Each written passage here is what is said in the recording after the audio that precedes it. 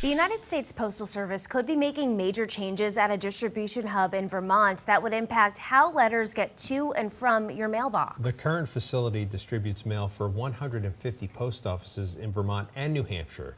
Tonight there was a public forum to ask their questions and to get some clarity on the potential move. NBC was there for it and has more on how folks were feeling.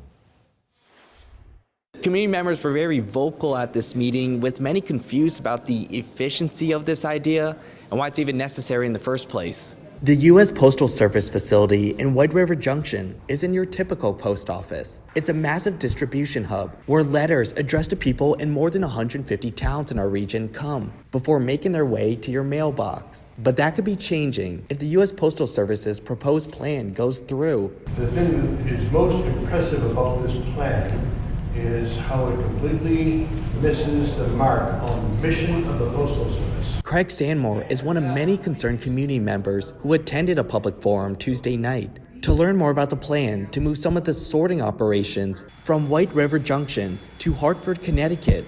USPS says it's reworking its network by consolidating sorting operations into fewer facilities through its Delivery for America 10-year strategy plan. That plan is still in its preliminary stages. As we're trying to transform through the Delivering for America plan, we're trying to become more efficient so that we can continue to provide that service that we are required by law to all of the American citizens 6 and sometimes 7 days a week. Christine Brisk with the U.S. Postal Service explains that moving a considerable portion of White River Junction's operations to Hartford makes more sense with what they're ultimately trying to do, which is to save money and expedite service. Is to take mail, which is letters and flats, the outgoing piece of that, which again is about 14% of the total daily volume, send that mail to Hartford for processing, aggregate that, so that we're building economies of scale. Brisk says the larger facilities will be more equipped to handle the volume of outgoing mail received because they have more staffing and resources.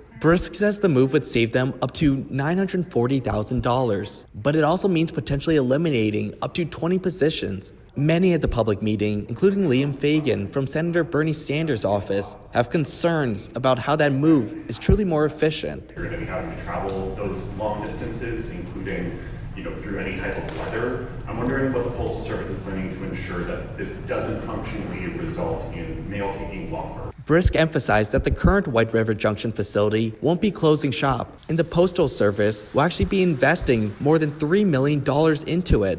They'll be adding a new package sorter and eliminating other issues that impact workers. But many residents, like Georgia Tuttle of West Lebanon, just don't understand why they need to move any portion of their operations at all. I've listened to your talk, I understand economics, I understand the crisis the post office is in, but this just simply doesn't seem like a good decision to send stuff down to Hartford and back. You can still send in your feedback online about the potential plan until April 10th.